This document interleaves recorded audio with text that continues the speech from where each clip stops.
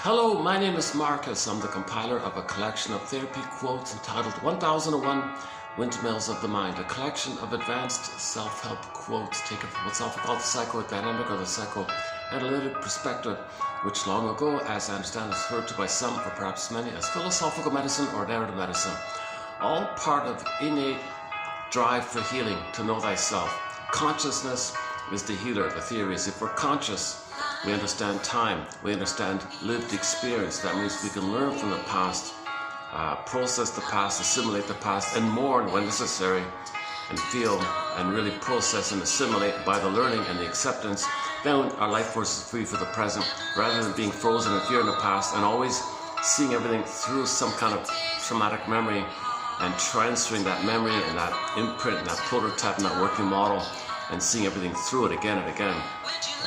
Or you make a pressing on a 45, metaphorically speaking, you take a pressing of the imprint on a 45 record to carry the record with you everywhere you go. New situation, play, reenact, cast people into the roles that's on the script, your only tune.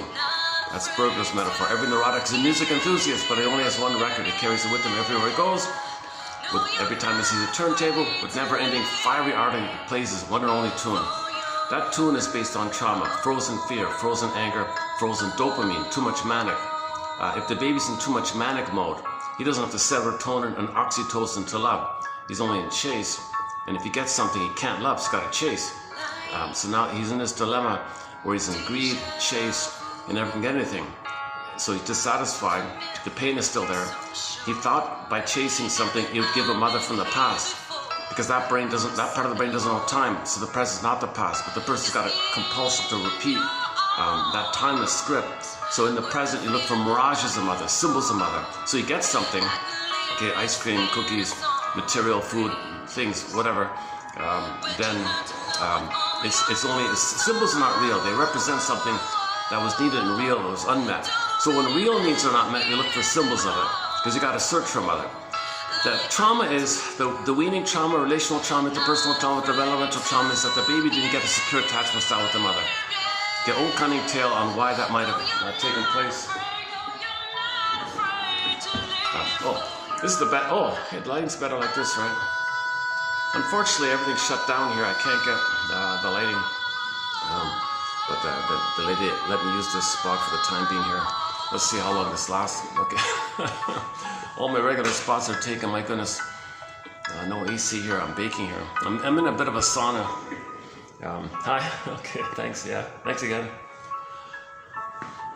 Where are we here? Nice, I'll check out the painting I got here. Nice paintings, eh? These guys have some really nice paintings here. They got 4 of these kind of nice paintings. Look up Chris Leiter's painting called Self-Actualization or Self-Realization or Self-Fulfillment. I forgot what it's called. It reminds me of that, Chris Leiter's painting. Realization, self-realization, self-actualization. Some kind of symbol to represent you're embodied, you feel a golden ball, aliveness of affect, so kind of like an alive, vibrant kind of feeling like that. You know, so it's deep and three-dimensional and rich colors and the purples and the oranges and the greens and the nice blues and the reds and it's nice, yeah, nice painting. They got 4 versions. I'll show you the other 3 later on. But let's back up here. So dopamine, that's something we've been talking about for the past couple of videos. So this is a new thing that we're including. This is a new thread in our collection. So we already have a 62 on the go. This will be now the 63rd called dopamine. 62 was oral fixation, I think. 61 was a passive aggressiveness, and all the way back down the line. So repetition compulsion, you know, yesterday's video has some good quotes on repetition compulsion, a major topic here. Repetition compulsion means the baby needs the secure connection with the mother, called a secure attachment style. And from that experience, he can go through, hi there. Oh, okay, hold on a sec, one sec. Speaking of dopamine, my dopamine says better find another place to go, so just to be on the safe side, I moved it down here for the time being. So dopamine, there's a natural level of dopamine we need that energizes us, motivation, anticipation. That's a natural kind of thing. But the problem is when there's trauma, there's stress and fear and emergency. So dopamine is exaggerated, kicked in or kicked up to search for safety. So if there's a manic pursuit, meaning you're just chasing all the time. It's the molecule of chase, the molecule of more, the molecule of get. So dopamine is the chemistry around. You feel excited because you identify something, real or in fantasy, that you believe if you get the thing, it'll make you feel safe. Then if you feel safe, the stress and the anger and the fear and the anxiety and the shame, okay, will go down, and then the good feelings will come up where they're supposed to be when you're safe, called serotonin for pleasure and oxytocin for love. So we want to live in love, we need serotonin and oxytocin. But with trauma, the oxytocin's set point and the serotonin set points are too low, and you got the set points of adrenaline, stress, dopamine, chase, too high.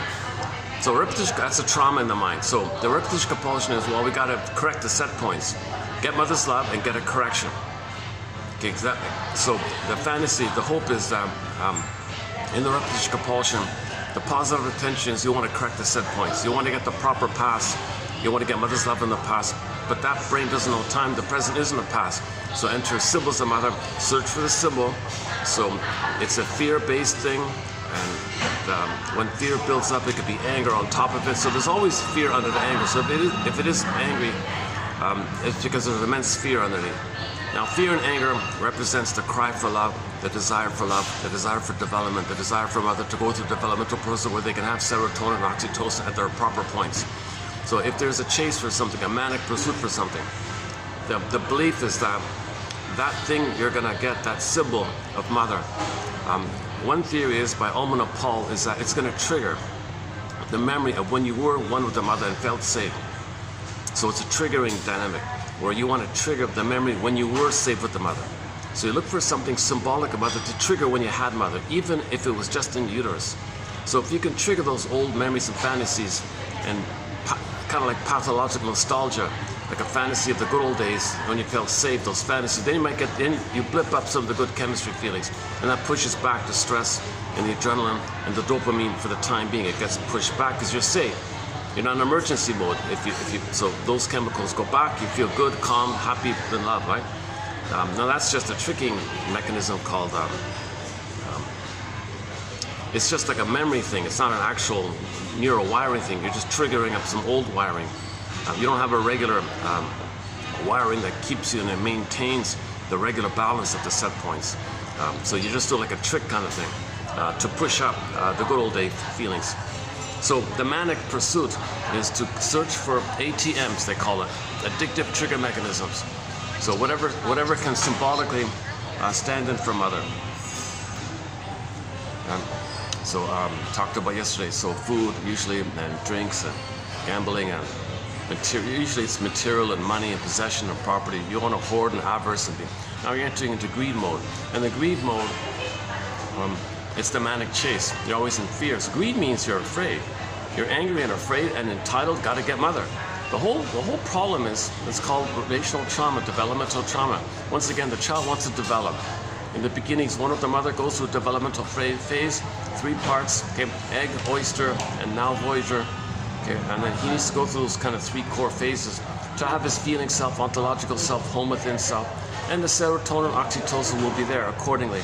So when you have your intrinsic self, your real self, your true self available to you, called embodiment, meaning feel real and alive, in other words, called the feminine principle, the feminine element, or embodiment, you feel embodied. Now that's the golden ball that symbolizes the aliveness and radiance. All those paintings, oh, I forgot the paintings, no, next time.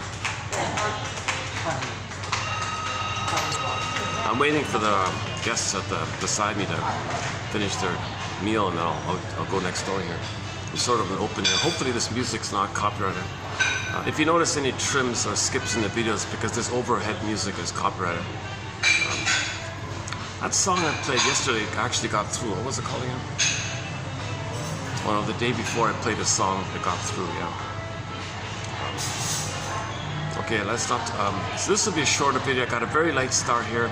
I had to bounce around looking for an available venue. I thought I finally got that spot, and then it occurred to me maybe, I don't know, just to be on the safe side, I came down here like that.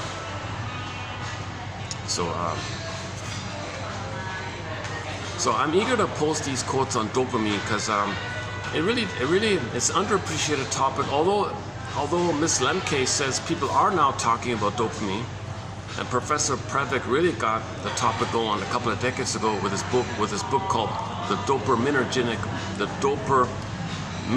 Mind. So when the mind or the brain becomes too obsessed with dopamine, that means you're just a manic chase. So I wanted to play that song, The Chase is Better Than the Catch. I made a mistake, I didn't play it, never mind. So that kind of conveys it.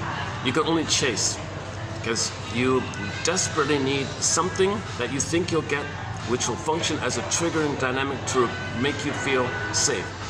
So the symbol of mother will trigger when you had mother, and the fantasies of that good old days brings you to chemistry.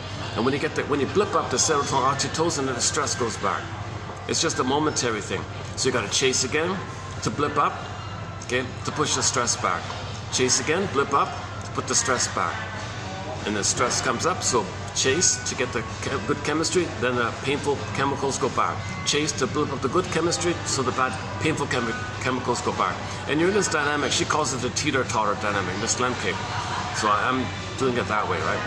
I'm paraphrasing Miss Lemke's teeter-totter metaphor. So stress means flooding into your body and your nervous system and your blood is stress molecules, adrenaline. So it's painful, that kind of stuff. It's fear, it's go, but you can't. You think you're going to perish, so you're afraid, you're preparing. And the fight, how's the baby going to fight with the mother? So you got fear, where are you going to go? He can't go, the baby can't move, he's got no motor skills, can't fight with the mother, spacing out even. Disassociation, now he feels derealized or depersonalized, and he's got stress like this. So it's a real psychic pain like this. So we don't want to feel this psychic pain. So let's make ourselves feel safe. What can make us feel safe? Well, mother will make us feel safe. So search for mother. So, but how that works is because there's time when you're searching for mother, you're only searching for symbols of mother. But the symbol will function as a reminder of the mother. So when you're reminded of when you had the mother, you'll get up those good feelings. Then you're safe, loved. Okay, the fear, stress, cortisol goes back. That's just for a moment. The stress comes back. Chase again, it pushes, the stress chemicals go back. So you push for the positive, happy chemicals, and the painful chemicals push back. Now you're caught in this dependency, now you're dependent. Now you're kind of dependent on searching for things that reminds you of mother, again and again and again, to keep pushing back the pain that's always there. It's a pain pump, he calls it. It's constantly there. So it's a timeless memory of mother failing the baby, hurting the baby, betraying the baby, using the baby's in rage. It's a timeless rage, it's a timeless fear, it's a 24/7 permanent fear, stress like that. So he's got this pain always going on. So no one wants to feel this constant pain. He'll do some tricks. In the interim, he'll kind of trick himself to deny it, but it's still going on. Then he'll be active in some way to search. Repetition compulsion for symbols of mother, it doesn't work. Repetition compulsion doesn't work. But the compulsion to repeat, it's manic and it's dopamine driven. So enter the application of it in terms of greed, avarice, hoarding, plundering. And then the cortex is, you don't want to know this. So you gotta fool yourself to believe that you're being reasonable or rational when you're not. So enter, shall I compare thee to an onion? So the top layer is called rationalization. Your cortex wants to protect you from the pain, to make you believe the lie, to maintain the pursuit of positive chemicals triggered up by fantasizing something being mother, something functioning, a material to be function as an ersatz mother, a fake mother, pseudo mother, imaginary mother, trigger the real mother, to get the memories of the mother, to get the good feelings. So your rationalization brain, it's not going to tell you the truth because you're in pain, you want to get out of the pain. So it's protecting you in a sense that, well, what you're doing is reasonable. Now this can be with material things, material pursuits like food and all that, and money. Plus, another way to get mother is status. Because if you feel status, okay, that's the Faustian deal, where you one up over yourself, where you become the mother who shames yourself. So in your desire to get good chemicals, you play mother. Mother has a higher status, she's the powerful one. She's safe, she's the big mother from the baby's point of view, and you're the helpless baby. So you don't want to be the helpless baby, you want to be the mother. So you make the Faustian deal, be the mother. Now, if you're going to be the mother, that's the higher status. Now, what did the mother do to you? She hurt the baby. If you play the mother, you got to hurt yourself, but you don't want to know that. So you find others to stand in for you Okay? And then think, and with your dark humor, shaming humor, sardonic humor, bitter banter, mock, verbal abuse, any kind of put down humor, sarcasm is big, cynicism is big, any kind of negative where the other person is seen in some kind of devalued way, okay, then you have, then you're the mother who did that to you. So your soul is repressed, too much pain, don't want to know it, project. Find someone to stand in for your projected soul, attribute your devalued soul to someone else, play the mother, repeat what happened to you. Mother shamed you, you become the shaming mother. So you shame yourself. You can't feel it, can't know it, defense mechanism, externalize, scapegoat, blame, project, find someone else to play you. So find someone who's, quote unquote, shows any kind of feelings or any kind of vulnerability or anything in the area of the real self or the true self, or wanting to be honest, wanting to be kind, wanting to be something from the blue jay, bluebird of happiness, or the golden ball, or identity, anything representing what we're meant to be, the true self, anything that relates to the real self, okay? Even if it's wounded or vulnerable, whatever the case is, okay, that was your potential to have a real self. But to squash it, you see signs of it on someone else, you squash it in them to make you unaware that you're squashing it in yourself, because your cortex gives you a rationalization. Oh yeah, they're no good. Okay, they're no good, right? So the brain, the cortex is very ingenious to come up with an amazing amount of duplicitous, double think, double talk. Okay. So rationalization is when you want to give the appearance of being reasonable to yourself and others when you're not. It's to hide the real thing. So it's basically an elaborate lie, basically. And it's all unconscious, by the way. But the person must believe the lie. They must be demandingly convinced of the lie, because they need that lie to have the opportunity to not be interrupted with scapegoating someone who's their own soul. Because they're the mother who shamed their soul. Someone else got to play their soul to maintain the status. They want mother status. So if you get mother status by imitating the mother, then you're safe with the mother. That's called schadenfreude. So you take some kind of pride in this, some kind of pleasure in this, because you feel safe that you're connected with the mother, you're one with the mother. If you are the mother, you're one with the mother, you feel safe like that. But to have that Faustian deal, power, safety, you got to imitate it. But the price you pay is sell your soul. So you don't have your soul. Well, it's buried, it's wounded, but and to maintain that status, you see it outwardly and imitate the mother, do the repetition compulsion. So in other words, the proxy of you cries for love and you shame them the way mother shamed you. So normally we're crying for love, but we don't want to know it. So we find someone else wanting love, we shame them the way the mother shamed us. So it's a double insult. You're shaming your soul and shaming others. You're hurting yourself and you're hurting others, but you feel important doing it, kind of thing. So that person feels safe imitating the mother. Now, if they have that, that's called narcissism, of course, or bullyism, or any kind of negative personality, basically, then from that kind of place, it's addictive. Narcissism is addictive. Okay. Now, so from that kind of place, you're one with the mother. So for a moment, for a blip, you feel safe. So now you're going to blip up the time when you were one with the mother, and you get the chemistry that pushes back the pain they feel. So people with a negative personality, narcissism, bully, Iago personality, stinger personality, any kind of negative personality pattern, okay, there's underlying shame and pain and all that. So baby concludes he's guilty and defective when mother hurts him. He thinks like that. So he feels scared and angry like that. So there's constant stress hormones and chemicals coming up in him. But if he can play the mother and do something to replay the imagination, the fantasy of when he was with one of the mother, then for a moment he can blip up the safety of the bliss that he felt in the uterus when he was one with the mother. If he can blip up those chemistry feelings of when he was one with the mother, that'll push back the pain that he's feeling. Now he's addicted, he's dependent. The only way to push back the painful feelings is to repeat this thing that had happened to him, but this time he'll play the active mother to be one of the mother, but you have to power the mother so he'll be safe being the mother, like that. So dopamine is behind a lot of negative personality behavior, addiction, and all this stuff. So the more trauma, the more dopamine, and the more dopamine, the less you can enjoy. Actually, the quote I want to preview today, he mentioned this, his version of the, he also says that his version of the teeter-totter thing is, he's got these two guys here have a different version of Lemke's teeter-totter. Their version of the teeter-totter is, it's hard to balance, it's hard to have like a healthy balance between serotonin, oxytocin, and activity. the tendency seems to be, if you're hurt, you're going to be too much dopamine mode. So you don't have the love, feeling, connection, happiness mode. Now, if you are in the connection, happiness, love mode, you're not too manic to chase things, you know. So there tends to be a flipping like this. So we're meant to have a healthy balance with all our neurochemicals like that.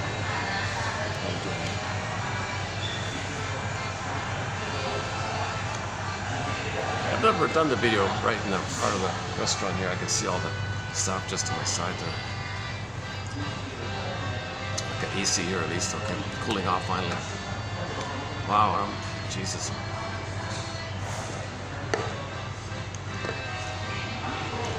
Okay, so let me just back up a sec.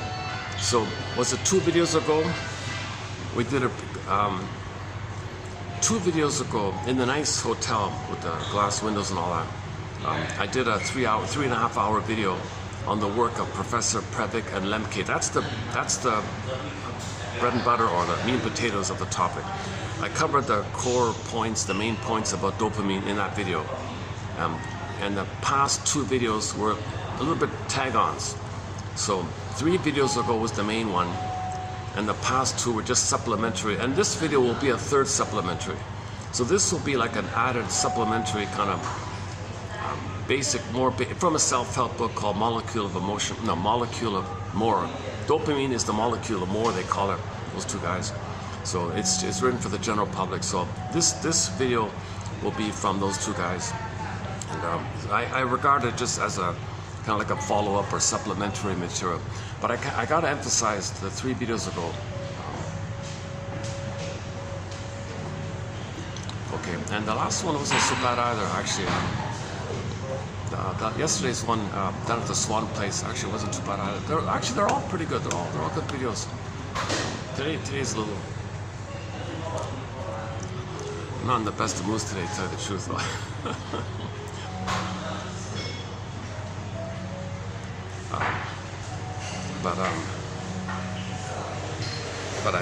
So I wanna do a preview. So okay, what I'm trying to say is, in this video, I want to do a preview of 3155. 3155 by these 2 guys.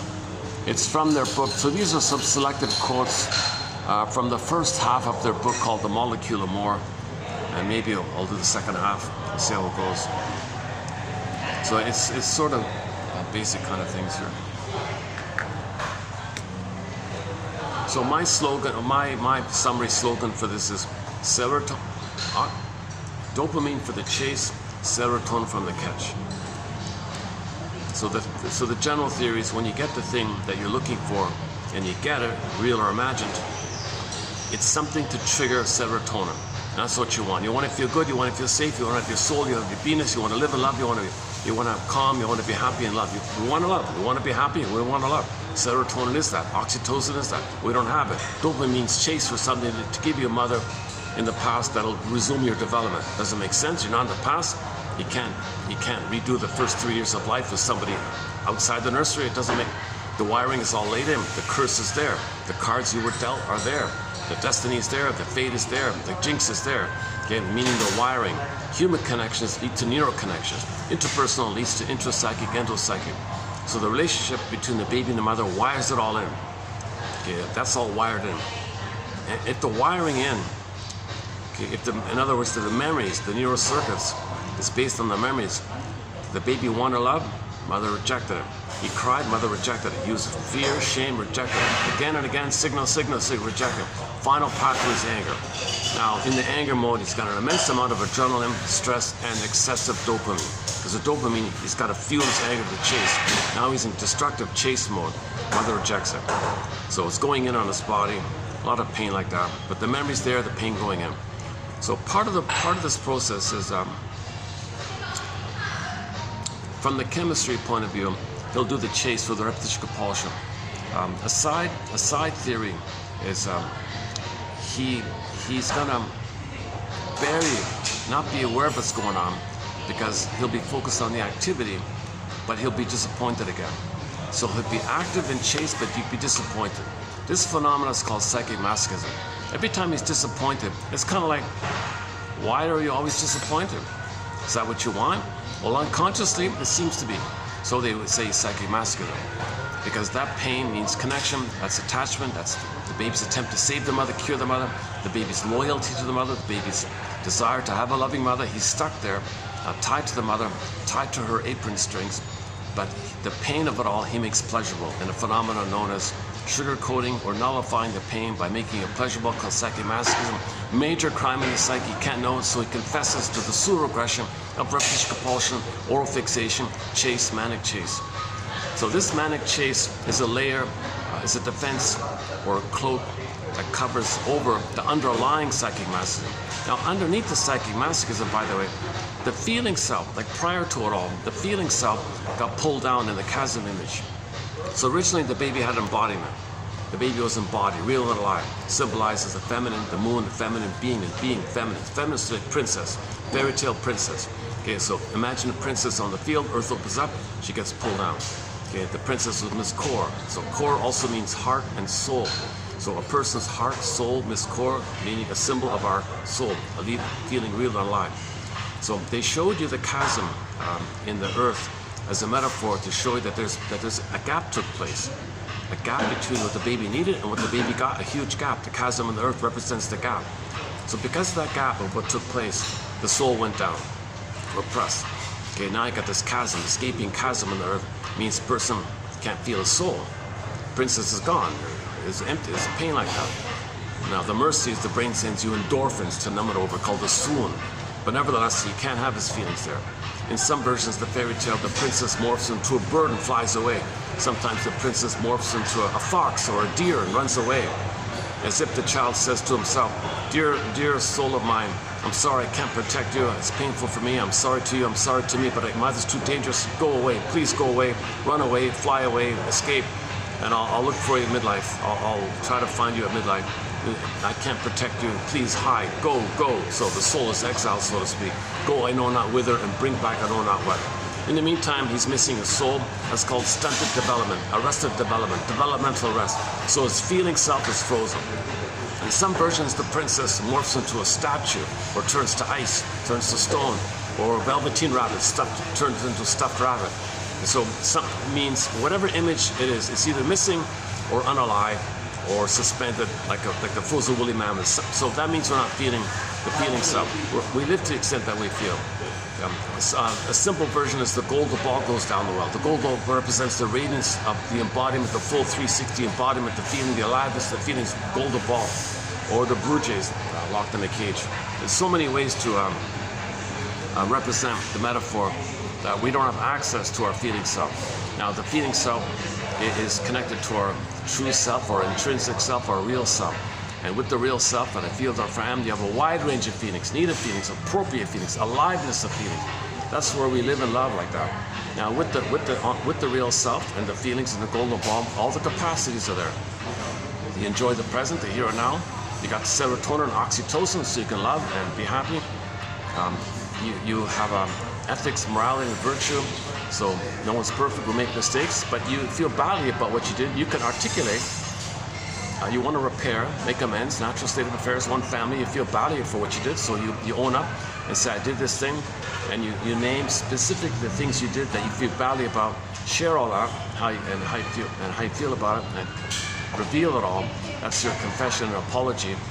So you're admitting that you feel badly what you did, and that's considered an apology, and you won't do it again. You feel sorry about it like that. So you can make apologies when you have the real self and the feelings. When you have the real self and the feelings, you can make I statements, which is needed for intimacy in mutual relationships.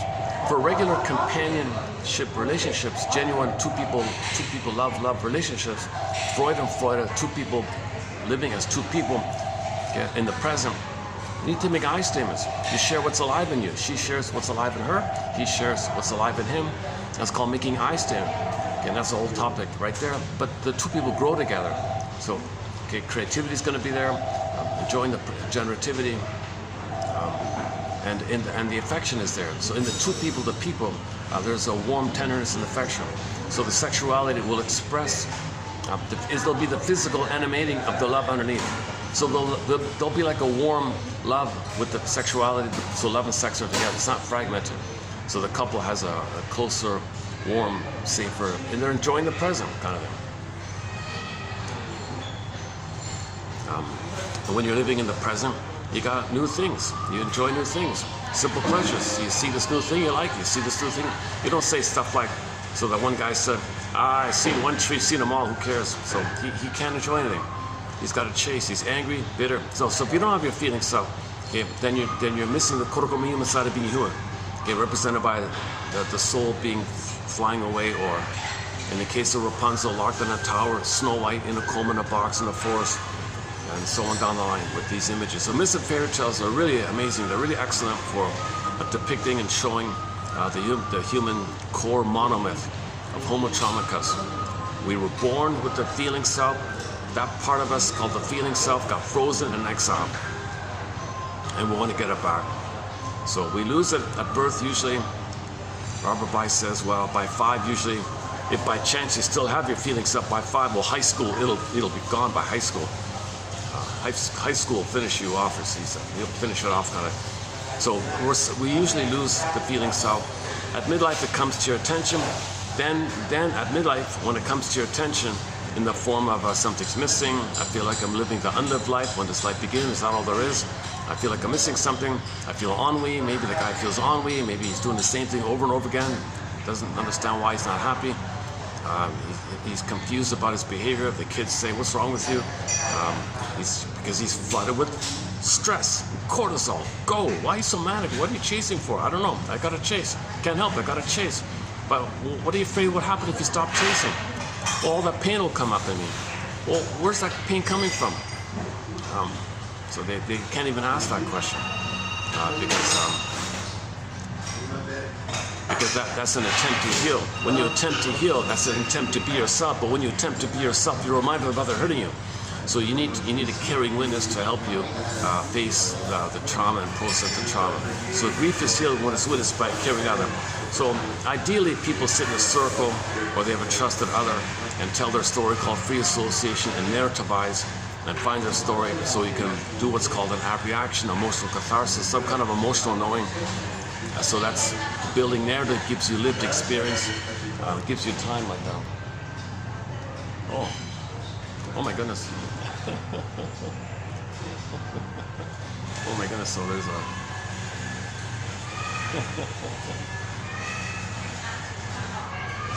some kind of model having her photo taken just to my side.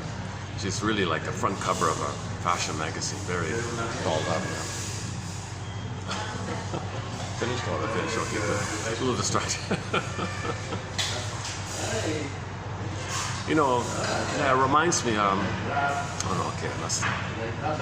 we've done some videos on the catwalks and the models on the catwalk. That's a whole topic there. Got 5 parts to it. Take me a couple hours to run through that.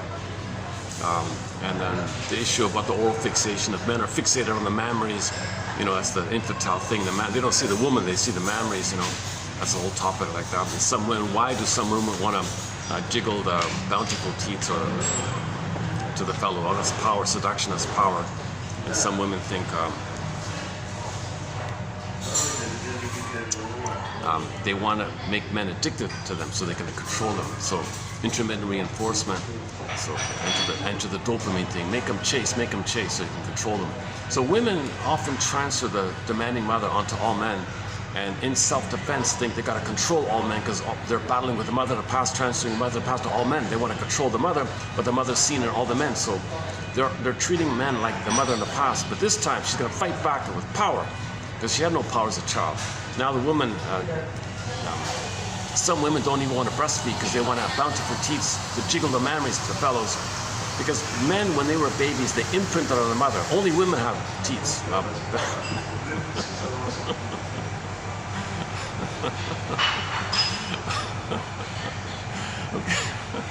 I'm reminded of the article in the New York Times.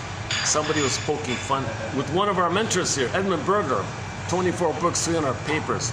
A lot of material, a lot of great material comes from Edmund Berger here. And some cynical, some really typical cynical, bitter character wrote a review on one of his books. And he distorted what Berger was saying, tried to make it look ridiculous, and then referred to the woman's memory and says, "Oh, the bountiful teats." But he's saying that to turn people away from Berger's work. So that's an old topic, I like that. But I always remember that cynic saying that for some reason. So that cynic had a real issue himself. See, that cynic writing these negative articles, he's gratifying his status that the person he's mocking as his own soul, and he could be the mother who's mocking his soul, which he projects on the one he's mocking. So he feels status, he feels important, he's one with the mother. So that cynic is one with the mother, and he feels important, he gets good, and he needs to be cynical to stay one with the mother, okay? To have the safety of thinking he's one with the mother.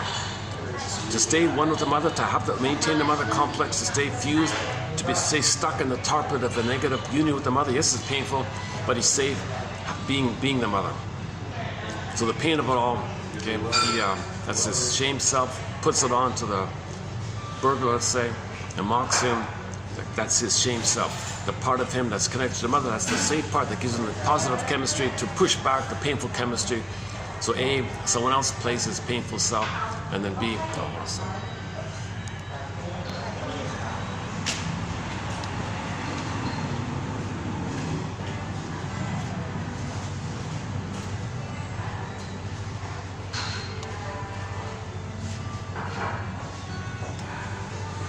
okay, all right. I didn't want to get the model in the camera. Maybe it's copyrighted. You can't take it. There's some real glamour model had with her photographer. You're taking the pictures.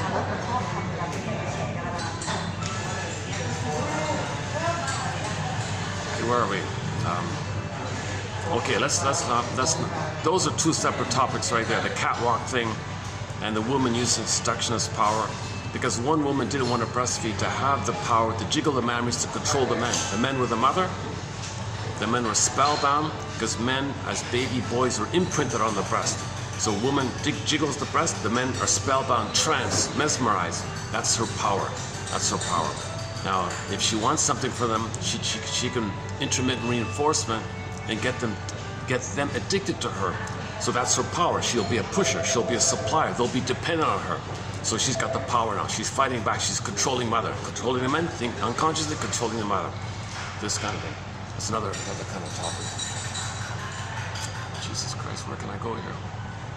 Maybe it's really noisy. I could go outside, but it's awfully noisy. I've tried it once. See, outside there are some seats out there, but man, oh man, it's really noisy. Once I open that door, all you hear is traffic, right? Just stay here. They're over there. We're still over there. Okay, I guess I'll have to just keep going here. Let's do it this way.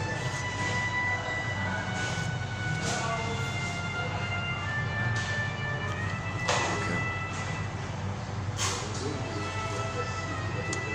Maybe I should have just stayed up there after all. Maybe it would have been okay.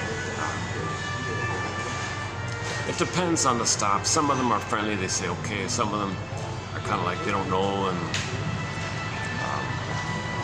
so he thinks he might get in trouble or something. I don't know.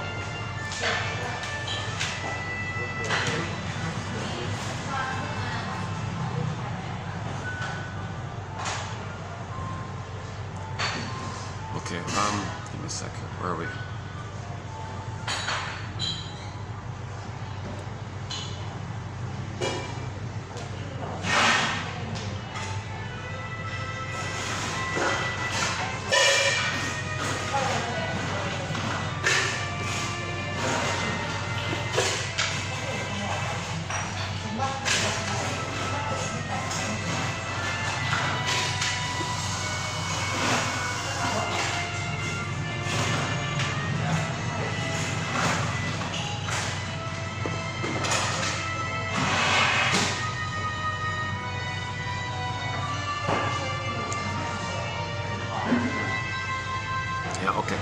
So the dopamine,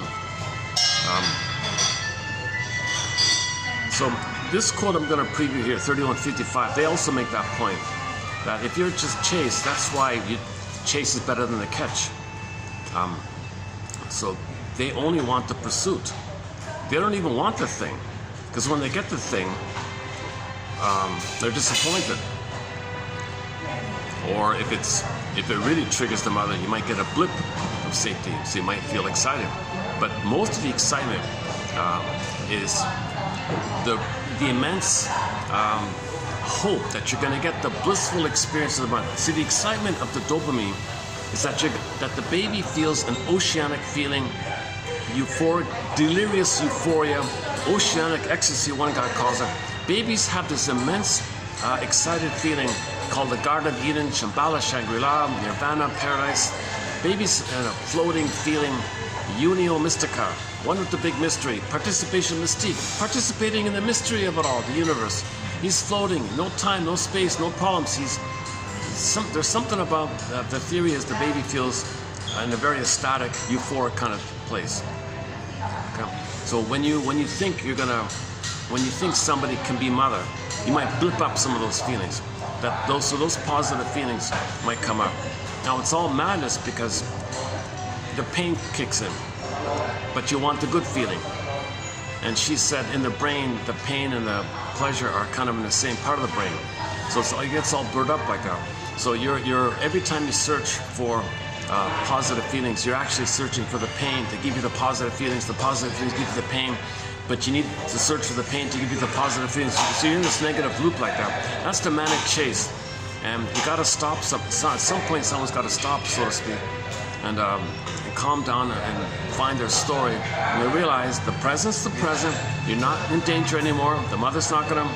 Okay, from the baby's point of view, the mother's a wicked queen, wants to eat the child's heart, poison comb, poison apple, rough handling, laces. You're not in that tortured place in the nursery. From the baby's point of view, things are wildly exaggerated, and he's coming from those kind of fears.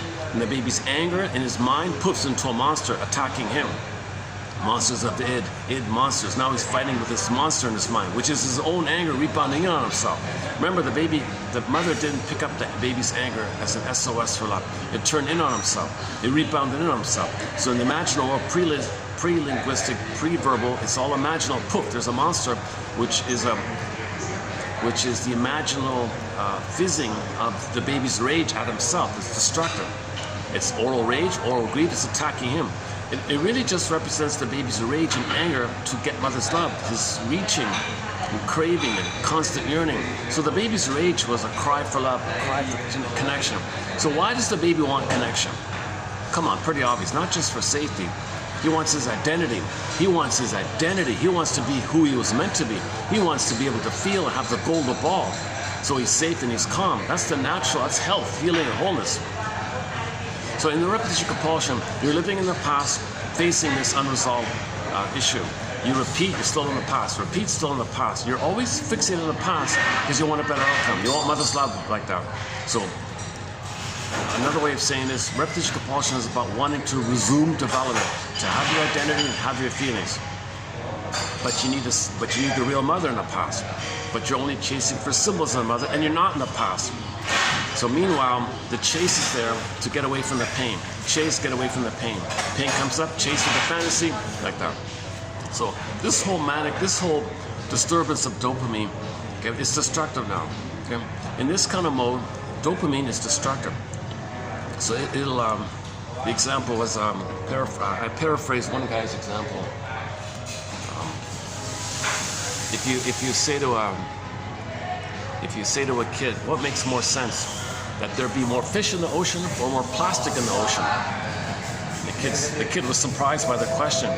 Plastic? We put the plastic in the recycling bin and then they make products out of it.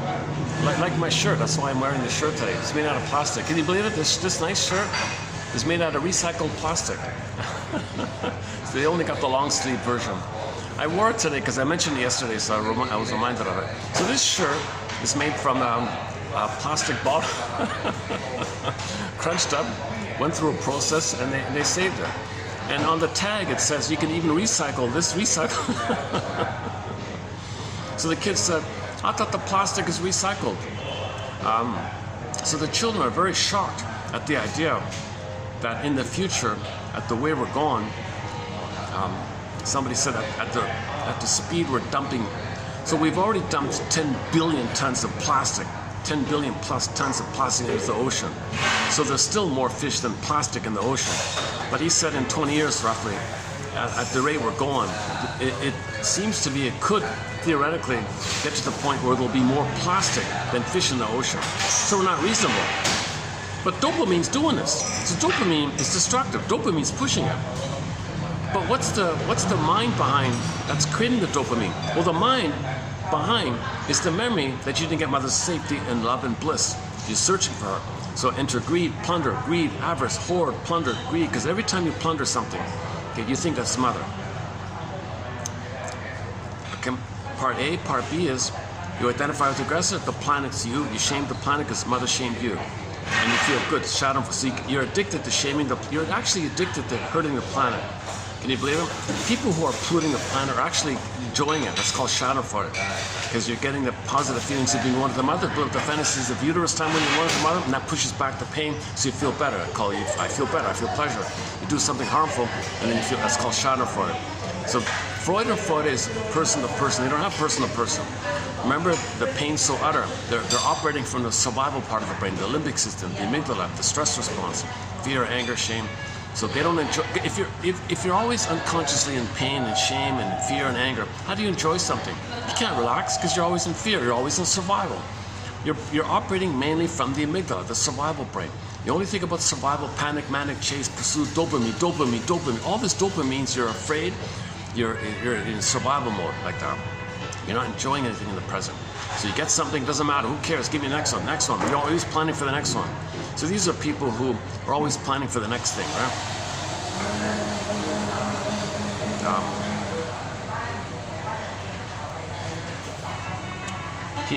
The quote, he gave the example about the tourist or something. He made a plan to visit all these nice places. But the moment he got there, he just, I don't care, I want to go to the next place. So took a quick selfie, forget it, go to the next place. He didn't really enjoy it, didn't even learn about it or something. He just wanted the movement and the chase.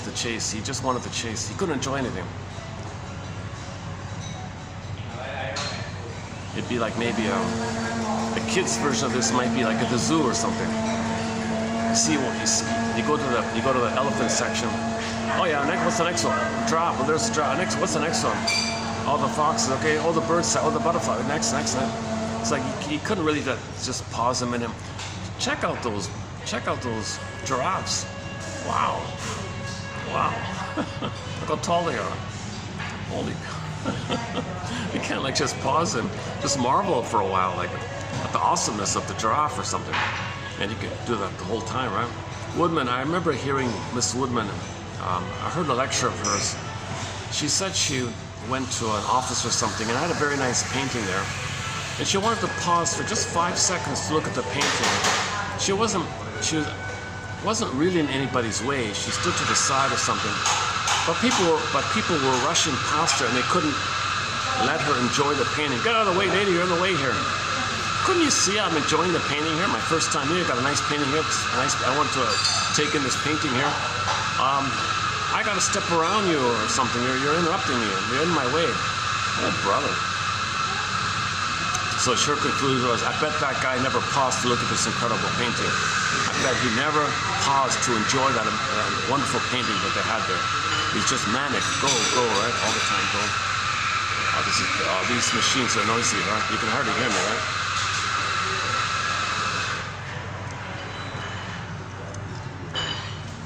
Now the outside part is taking. They're still in there, right? What else can I do? Okay, one possibility. My regular spot was taken. I can take a peek back there to see if he's still there. I got a feeling they're still there, but let me take a quick. Give me a sec. Can I leave my stuff here?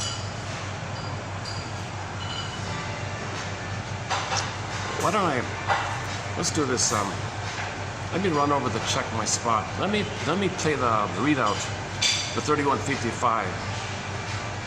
So I want to discuss this mainly. The low end quotes below, I've discussed it in the past already. I don't want to do it all over again. To tell you the truth, I'm kind of having second thoughts on Mr. Lowen's work. So I posted, I think, 4 videos or 4 pages of his work. But I'm not gonna, maybe I'll look at it later on. But I first read Lowen, when I first started reading it, I got a little excited, a little dopamine, chase, huh? Wait a minute. Okay. There's something going on here. So I'm for the time being, I'm disappointed with Lowen. So I'm not going to bother discussing Lowen's quotes there. So if you're interested, you can read the Lowen quotes below. Prolific writer's got like a dozen books kind of thing. He mainly focuses on the body's response to trauma. He doesn't talk about the psychology of trauma, doesn't talk about development, object relations theory, doesn't really talk about psychology. But he talks about the body, and I thought, well, maybe we should talk more about the body. But now we're talking about dopamine. I find that more helpful. So in other words, in conclusion, if you're going to choose between Arthur Janoff and this Lowen guy, I would prefer Janoff. Read Janoff if you want like a clear discussion on the body's response to trauma. I don't mean the first book, the famous one. I mean all the other books that he wrote following that one. He wrote 17 books. Minus the first one, read the other 16 books, whatever ones you can find. I would recommend Janoff. Or for a shortcut, you go to this channel, go to the year 2024, last year. During the months of January and February, over the 2-month stretch, I posted 26 videos just on Janoff's work. So he's a very clear writer. Okay, let's read this one here from this book called The Molecule. Dopamine is the molecule of more. I'm calling it the molecule of chase. Manic pursuit. And remember, if you're in pursuit, it's fear, it's panic, it's run, chase. Like you're kind of, I think I never thought about that. When you're chasing something, you're kind of like running. Like you're in fear. You're chasing and running. But when a baby's running, oh, he's looking for mother. When a baby's afraid, he runs to his mother. So when you're chasing, you're looking for mother.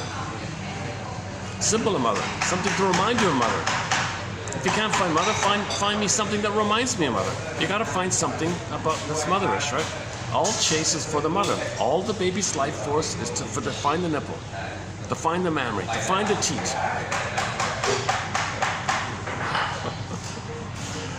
Go to the New York, look up Edmund Berger, his book about the writer, I think it's the writing book. Somebody who wrote a critique of that book. Excellent book, The Writer in Psychoanalysis by Edmund Berger. Some cynic wrote a mock review of it. It's just so ridiculous.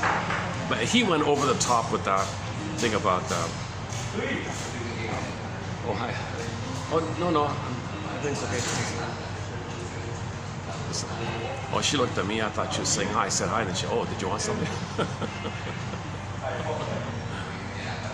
Okay, let's read this out here also. Okay, so you're going to hear 3155. I'll be back in a minute.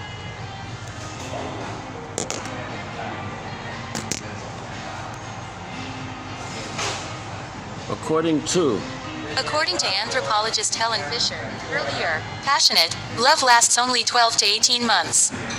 After that, for a couple to remain attached to one another, they need to develop a difference. I gotta start again.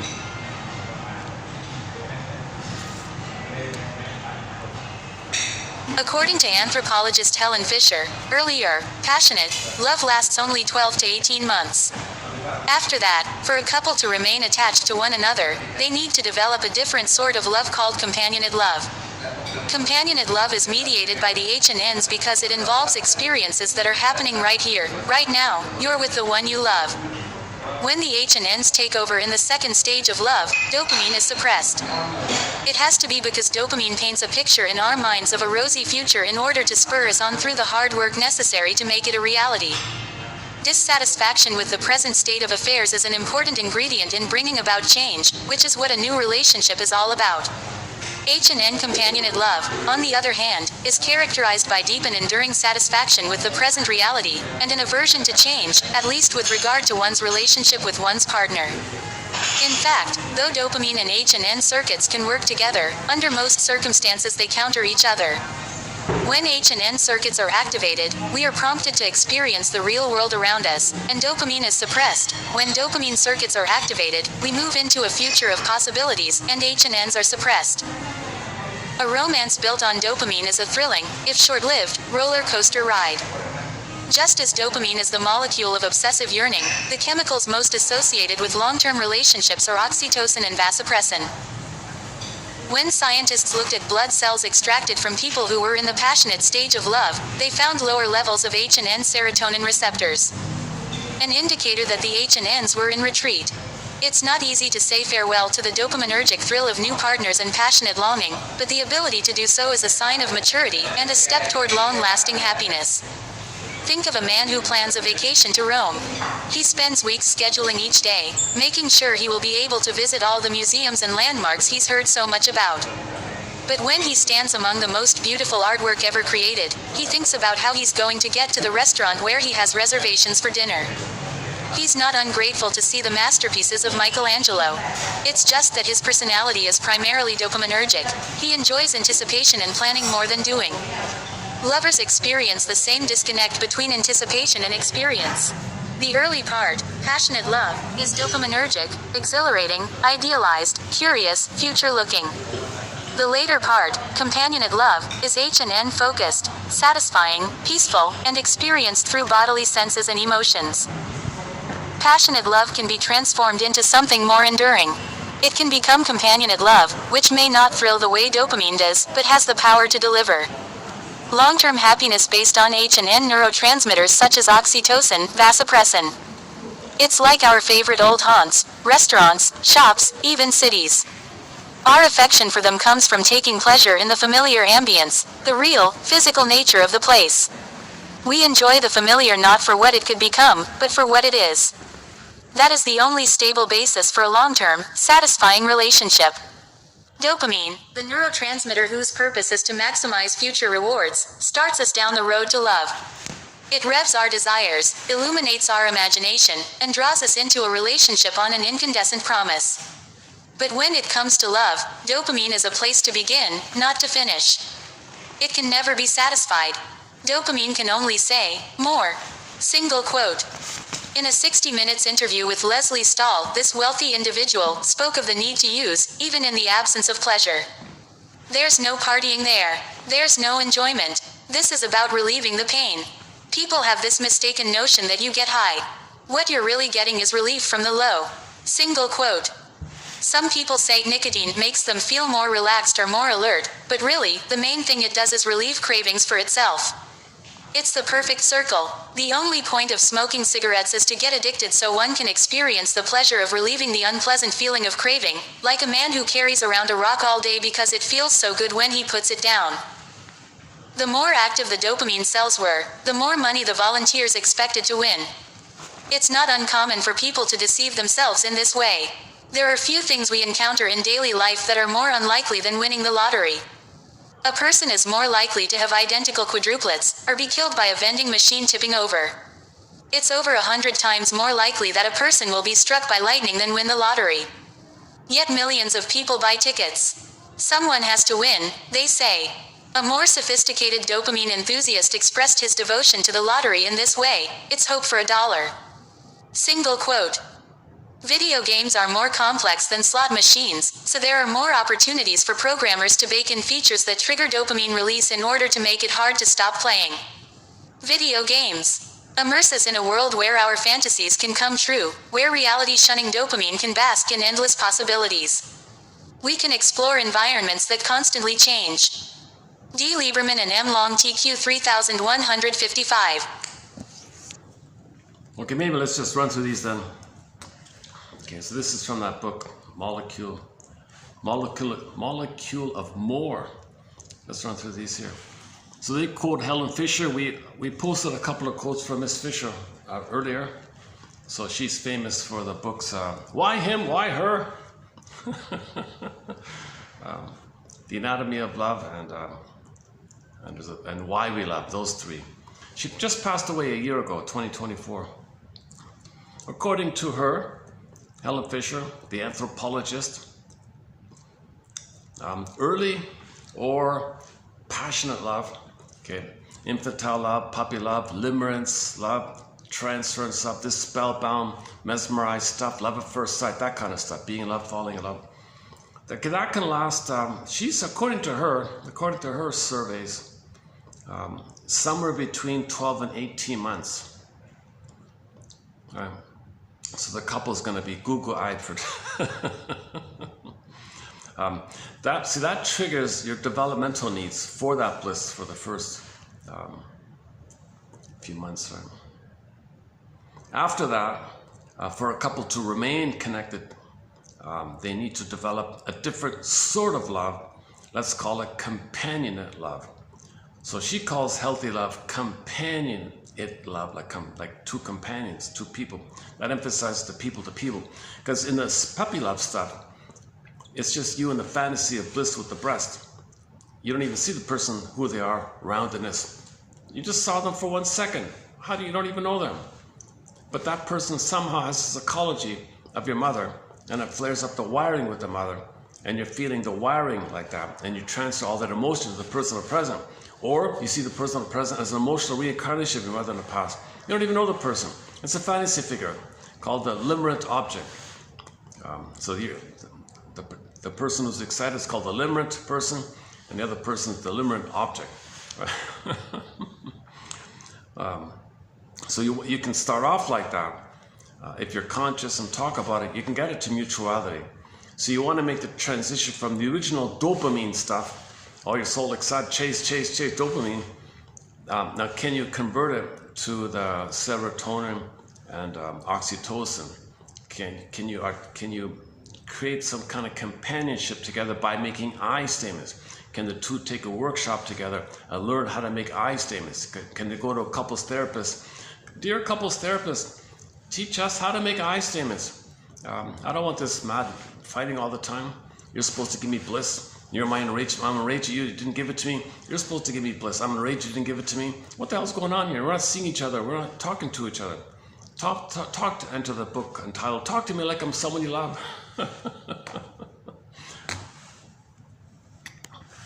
Well, that's an old self-help book. I forgot about that one. Yeah. Okay, so companionate love is mediated by the serotonin or oxytocin, basically. Because it involves experiences that are happening right here, right now. So these two guys, they want to be clever. Instead of saying oxytocin, vasopressin, serotonin, and the other ones, they just said, well, the here and now chemicals, the H and N. So if you see H and N, they mean here and now. It's not going to catch on, but anyways, let's just say serotonin and oxytocin, the main ones. I didn't know this, but women apparently have more oxytocin. The male version of oxytocin is more in the vasopressin. I didn't get the difference like that, but let's just stick with oxytocin. The love hormone, the bonding hormone, the connecting hormone. And you feel safe, then you get serotonin. So they're kind of linked like that, right? All right. When serotonin, oxytocin take over in the second stage of love, okay, so now you've gone from the honeymoon phase or the love at first sight. So the love at first sight, that's the dopamine stuff, right? Love begins at second sight. At the second stage or the second sight, that's love fueled by oxytocin and serotonin. Can you do that? Can you come down from the dopamine and focus more on the good feeling of connecting, the companionship, the warm sharing, the warm fun stuff, of fun play, of fun. It's fun, but it's not this manic, delirious euphoria and all this floating in the air, all that stuff, right? The transition. So love begins. So real love begins at second sight. Love at first sight begins at love at first sight. It has to be because dopamine paints a picture in our minds of a rosy future in order to spur us on through the hard work necessary to make it reality. Okay, so in general, the reason there's so much dopamine, it spurs you on, go chase, go chase. If that person is an emotional reincarnation of my mother in the past, I really want my mother in the past because I want development, I want my identity, I want to get out of the pain. So you're really in a manic pursuit. All your life force, all your fear, all your anger. Imagine a baby in colicky mode, in rage. All of his rage is for safety with the mother. So that's the driving. It's like you're so focused like that.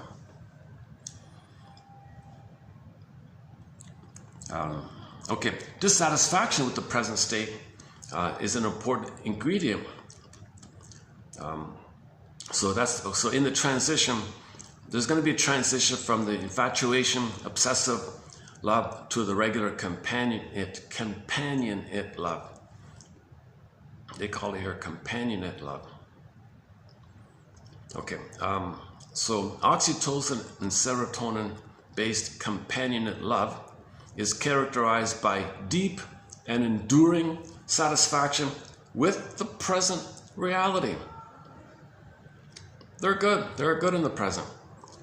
There's no chase mode here. They appreciate the warm feeling of what they have. They love having a companion like that. Now this companion, it's not a defensive companion where you meet my narcissistic supply, I meet your narcissistic supply, we take turns playing big shot, you feel important to get your chemistry, I feel important to get my chemistry. Okay, then we fuel the chemistry by scapegoating a third, so they'll have a kid to scapegoat, keeps them together. Not that kind of companionship. That's not real companionship. Okay, hurting your child to get chemistry. That's not companionship. Companionship is two people. Scapegoating is not companionship. Prejudice and scapegoating is not companionship. Okay, so serotonin and oxytocin companionate love is characterized by deep and enduring satisfaction with the present reality. Okay, also known as Freude. So there's pleasure in each other's development and happiness. There's no jealousy and envy because you're under the umbrella of the companionship. You're both growing together. It's like two flowers in a garden growing together, something like that.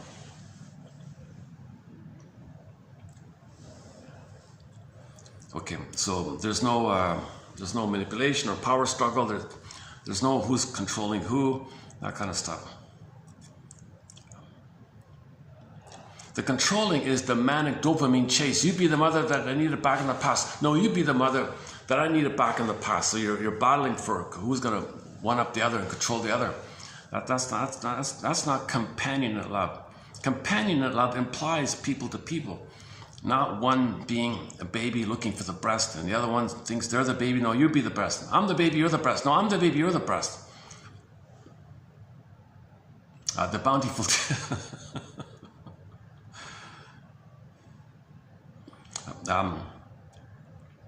Where are we here? In fact, through dopamine and oxytocin and serotonin circuits, they can work together. However, most of the time, they're kind of like a teeter-totter thing. They're kind of like countering each other. In other words, when serotonin and oxytocin are activated, okay, we are prompted to experience the real world around us. And you're not chasing. You're enjoying the painting. You're enjoying the zoo visit with the giraffes. You're enjoying the present thing. You're not chasing. So dopamine, the stress hormones and the dopamine connected to it are sent back. Okay, they're not flared up because you feel safe. Or if you don't feel safe, you're triggered, then the dopamine flares up and you're looking for the future. Chase more. And then the good feelings are suppressed. Okay, so any of these puppy love things, love at first sight, what do you call it, romantic? Passionate, okay, her version of passionate love in quotes, okay, she means this limerence. I think limerence is pretty clear, it's not a bad term. And just back in the 70s, someone took the whole long list of infantile love, obsessive love, passionate love, love at first sight, the whole long list, and just said, let's put it together and call it limerence. This phenomenon called limerence. So the person with it is the limerent, and the person they're obsessed about, that's the limerent object.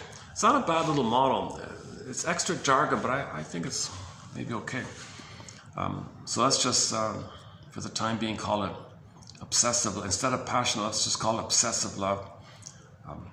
So an obsessive love built on dopamine. Oh, it's very exciting, very thrilling, but it's short-lived, and it's like a roller coaster ride.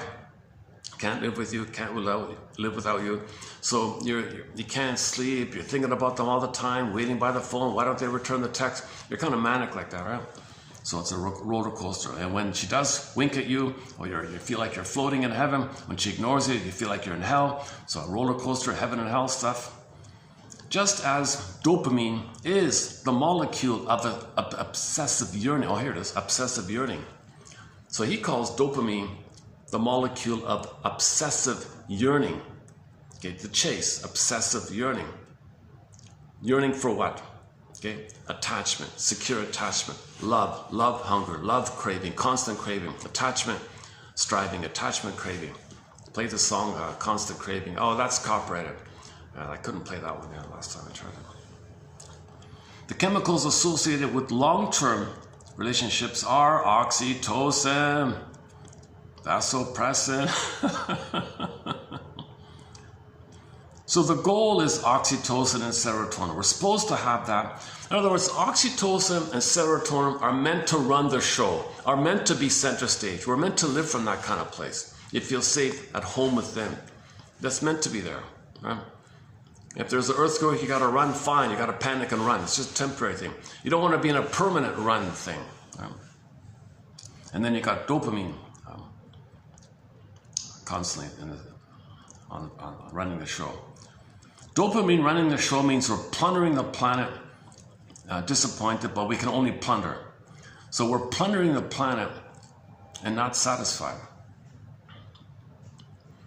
Yeah, I heard a troublesome thing this morning. Look at that. I didn't want to mention it. So the indigenous people, so somebody called the plunder system, oh boy, quote unquote, white European expansionism project. So they discovered Turtle Island, okay, 70 million indigenous people there, okay, 90% plus murdered or enslaved and all that. Are they satisfied? Did it work? Manic. All you can do is manic. You gobbled up Turtle Island. You got the whole thing. No one's happy. So you're gobbling more things, more places. We're just gobbling and gobbling. We're just plundering and pillaging. The ones with the most trauma, with the most dopamine, are the most active and the manic, like that. A lot of people, a lot of mothers nurse their babies and hold their babies, make them feel safe so they have more serotonin, oxytocin. They don't understand plundering and manic. They don't understand that. It's not natural, a disturbance. So I remember a couple of years ago, an indigenous woman said to one of the leaders of the plunder system, "Dear leader of the plunder system, could you stop plundering? We can't help ourselves. We're in a manic, addicted. We're addicted to the chase. We're addicted to the pursuit. Okay, the chase, not the catch. It's only the chase. We're just addicted to this." And our slogan is, the most traumatized of the most traumatized, with the most stress and the most cortisol, with the most adrenaline, with the most dopamine, well, they're going to gobble. So if there's land, it belongs to us. Now, as a shortcut, it seems to correspond that when there is an excessive amount of trauma, the pineal gland is damaged, I think, and then that's responsible for the melanin. So the skin tone has less melanin, making the tone of the skin appear more beigey instead of browny. So you got a shade of beige tone of skin. So they would just say, well, for convenience, let's just think about milk is white. So they would confuse it, they say it like that. So we with the shade of beige tone of skin, i.e. the most traumatized, who think the only thing they are is mother, but what's mother? The milk. The mother, the breast hurt them, the nipple hurt them, but they got the milk, they survived. The milk is the white, so they think they're milk, in other words, but they just use white. So it's a disturbed thing. Enter the song by Bruce Cockburn.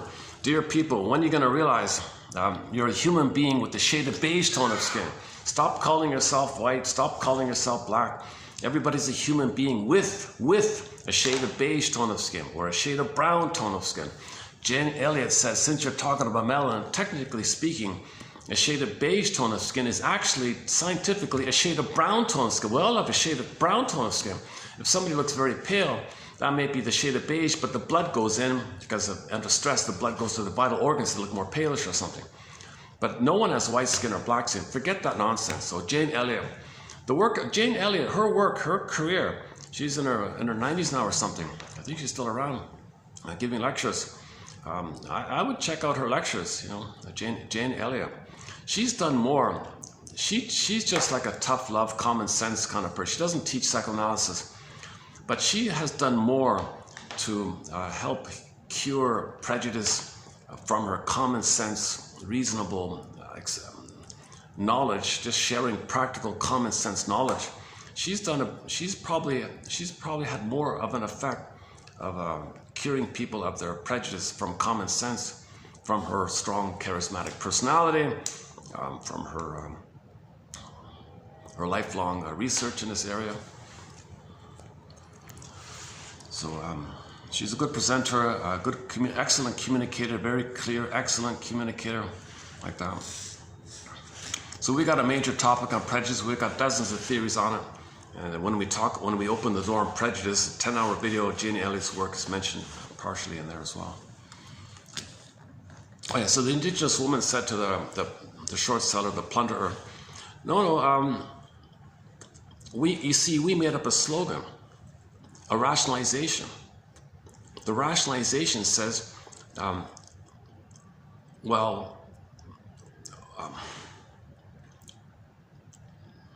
I don't want to repeat it, but it's a disturbed slogan. It's a very disturbed slogan. It's ill, it's disturbed. That's why the indigenous woman said, you got a very sick slogan. Okay.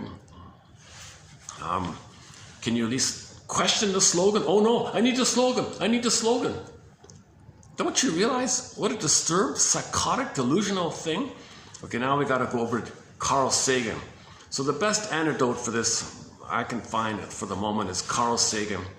Go to Carl Sagan's clip, A Reassuring Fable. So he also gives you kind of a common sense attitude about this issue. So, you know, some people are cynical. They take that song by Bruce Cockburn as a validation of their slogan. So on the surface, he's telling you, you're a human being with a shade of beige tone of skin. Don't say you're white. Did you say white? I'm white. No, I didn't say that. I said you're a human being with a shade of beige tone of skin.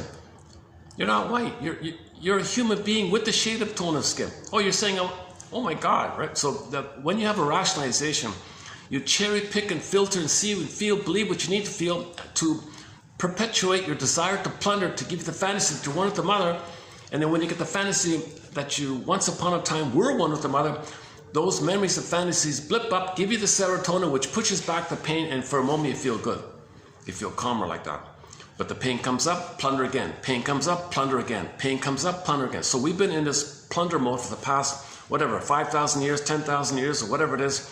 It really went into high gear when they put in the panic to plunder more, they put the mothers on the table and the feet in the syrups thing, and that put the gravity and traumatized the baby with the gravity pushing down the baby on the table. The mother cannot deliver enough oxygen and blood to the baby.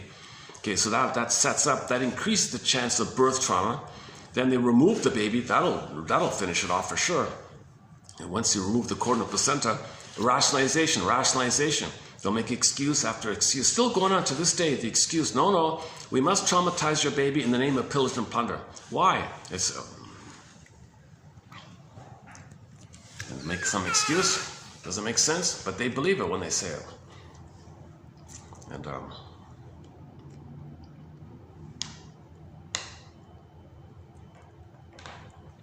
so this topic on dopamine, I think, the logical conclusion is mindfulness. How much stress does a person feel? How much are they enjoying life? How much do they have? How much companion and love do they have? Can they make I statements? Can they have that experience of feeling safe to make an I statement? So better living through honesty, she said. Not better living through, so the famous slogan, better living through chemistry. No, better living through honesty. Better living through honesty. Because that builds your time narrative, which gives your lived experiences on the line of time. So you admit time, that you're safe, you're not in the past. The problem is you keep thinking we're in the past. We're driven by the unconscious puppet master who's only in a timeless past, which says, go find mother, go find mother, go find mother. And in this process, we're plundering the planet. The planet's mother, we plunder, didn't work, plunder, didn't work. So we're just in chase mode. So the chemistry is called the dopamine behind it. But when dopamine is in the service of destructive chase, okay, then it's called the dopaminergic issue, or the dopaminergic mind, he calls it. So nobody's enjoying anything. People might feel ennui, envy. Now you got envy, and envy's still the chase. Envy's still the chase. Because envy is destructiveness. Any kind of anger-based thing, whether it's just an emotion or the acting out of it all, it's still, shall I compare thee to an onion? It all traces back to the original cry for love. It all starts off, the origin story is the baby wanted to latch onto the nipple, feel safe in mother's bosom, nursing, rhythm of safety, warm, skin to skin, leave the cord, leave the placenta, let the baby have his paradise, a social, interpersonal womb. If he's in a cocoon, he's in a psychological egg, the soil, his feelings can stay with him, his identity can blossom, called the budding beauty, called the emerging self. The budding beauty within him, called the emerging self, can emerge. The self, the real self, can emerge like a flower emerging. It's going to be a part of him. With that, he can feel and have the capacity of the real self. I mentioned briefly earlier. Okay, for more on the real self, check out, go to our reference point here is Masterson's book, The Search for the Real Self, and all of his other works, of course. Where are we here? Should I take a musical break here? 5 o'clock already, eh? I've got less than an hour of lighting here, so.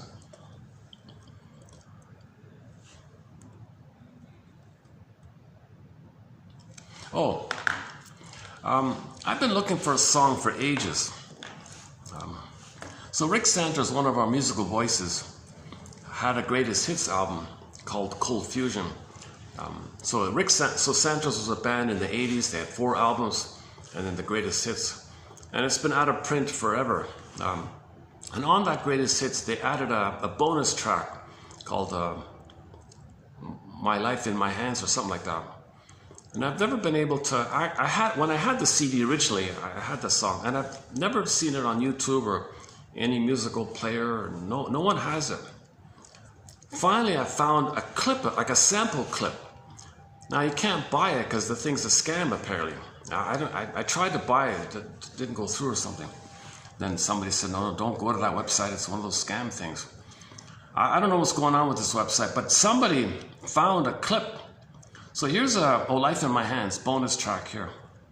So what I'm talking about is Sanders. So there's a band called Sanders, there he is there. The band Sanders. He's a major musical voice in our soundtrack. We've got like 7 of his songs on our soundtrack. Mistreating Heart and Winter Freeze and The Rapper and The Dreaming and other ones. So this is his best of collection. And they got samples of it. And so here's a sample. It's only like 20 seconds long or something. So let's take a 20 second musical break. I haven't heard this song in oh my goodness, since the thing came out. Okay, for 20 here's a 20-second sample of Rick Sanders' song, Life in My Hands.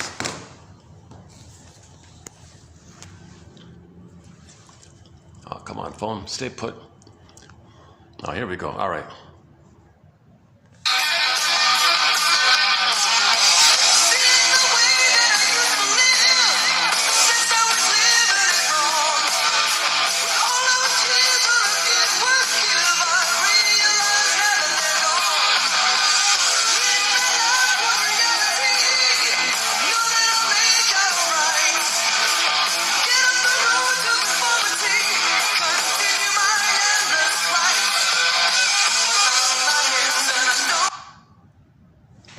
So that's the sample. Let's try it again here. Let's try it on this one. Let's play it again.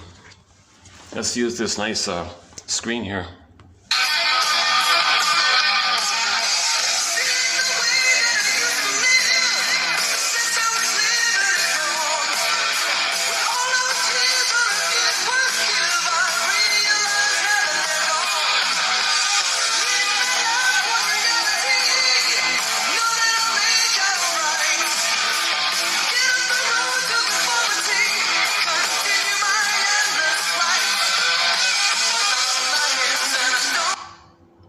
Ah, too bad, eh?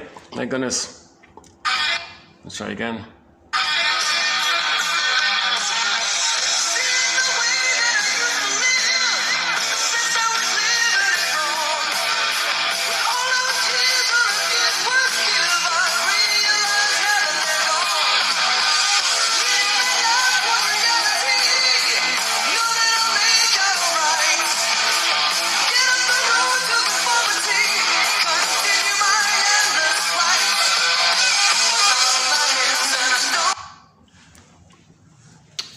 Oh man, the one, after all these years, I finally found the song, and it's from a fake, it seems to be from some kind of fake thing.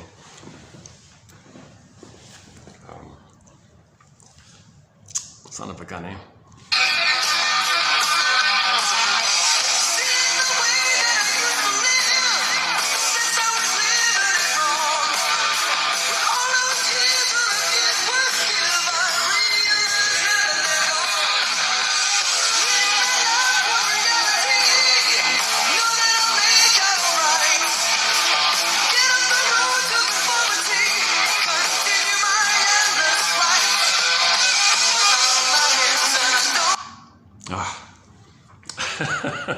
I keep expecting it to continue.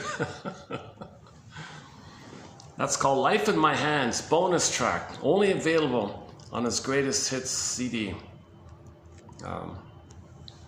Son of a gun. Yeah.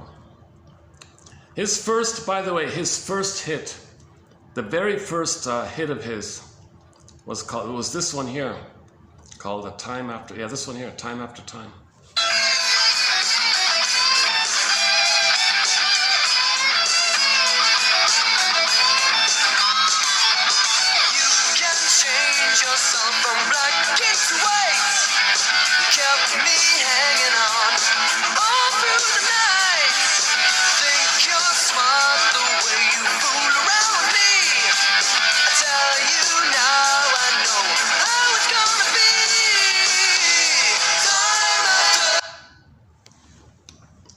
And their main hit, the closest thing they had to a hit, was this one here called Mistreating Heart.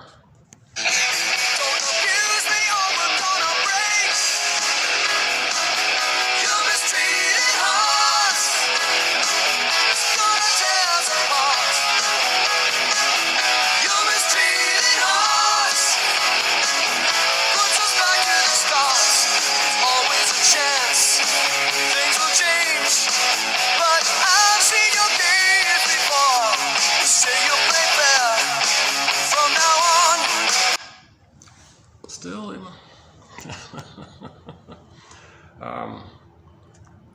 when we talk about the Don Juan syndrome, he's got a song about the Don Juan syndrome called The Rapper, which is this one here. Is it here?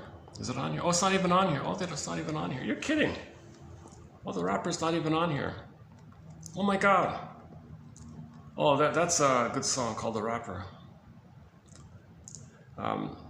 I like Winter Freeze. Here's a good song of theirs called Winter Freeze. Can't you hear me calling you?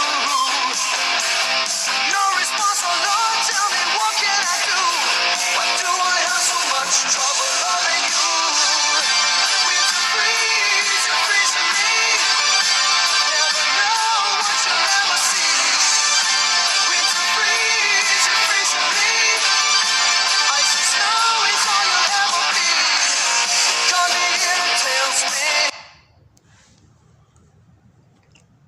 Dreaming is a good song. That's not on here either, eh? Look at that, eh? Most of their best songs not even on here. Time After Time, okay. He wrote a tribute song to that Bon Scott.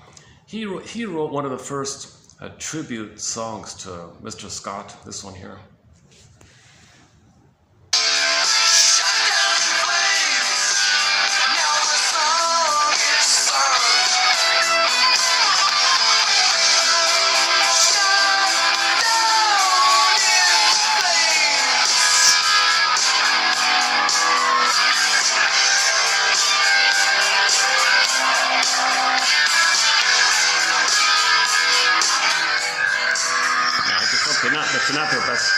They're not one of his best songs. Although that's included on his hits album, eh? Yeah, this is one of his hits here. This one here, You Turn Me On.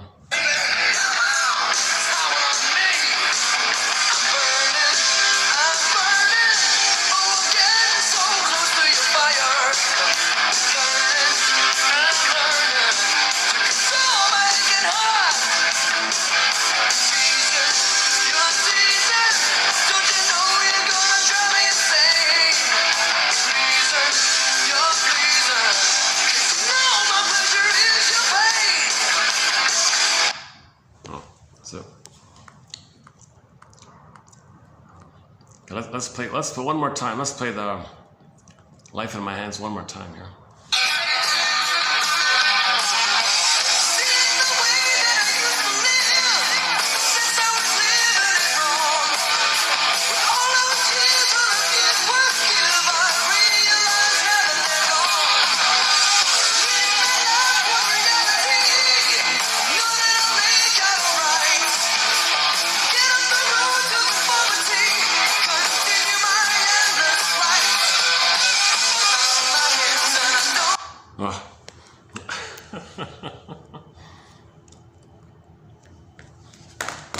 As a soloist, he's got a great solo album.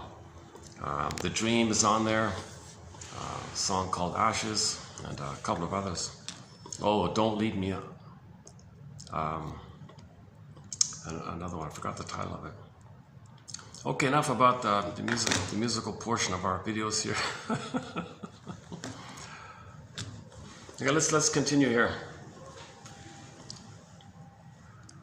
Oh yeah, in the last video, somebody showed up at some conference, some scientist showed a model of what the dopamine molecule looks like. Turns out it looks like a little spider. It joins the two ends, it's the middle thing. So-called neurotransmitter. Okay, when scientists looked at blood cells extracted from people who were in the obsession stage of love, they found lower levels. Look at that, eh? So people are madly in love, they don't even have the love chemistry for it. These obsessive, I love you, you're my everything, you're my first, you're my last, you're my first, you're my last, you're my everything, play Barry White. All these obsessive songs like that. They don't even have oxytocin or serotonin. Very low levels of oxytocin and serotonin is in their system when they're madly in love. It's just dopamine.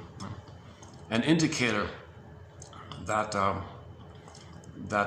yeah, so it's not there. Okay, it's not easy to say farewell to the dopaminergic thrill of new partners and romantic longing. But the ability to do so is a sign of maturity. Because that's infantile love, this puppy, this chase. He may sound like a macho man. Oh, chase is better than catch, man, the heavy man. That's infantile stuff. The maturity is this companionate love.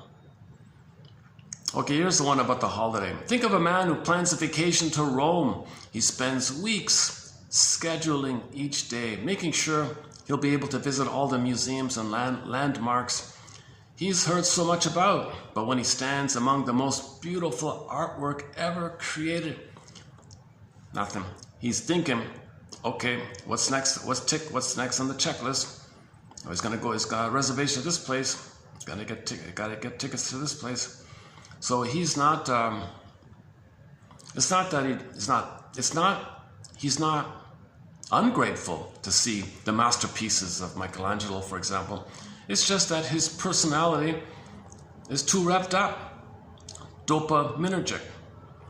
He only wants anticipation, chase, more, plan, go. That's all he wants. Go, chase, chase. Doesn't enjoy it, doesn't hate it, just doesn't enjoy it. He only wants to chase. The chase is better than the catch again. Lovers experience the same thing in love and this passionate love stuff. Anticipation. There's a huge disconnect between anticipation and what you get, right? So the early part, the obsessive love or the passionate love, is dopaminergic, idealized, exhilarating, tantalizing, etc. The latter part, companionate love, is serotonin, oxytocin focused, peaceful, satisfying, and you experience warm sensations in your body. Now this obsessive love can be transformed into something more enduring.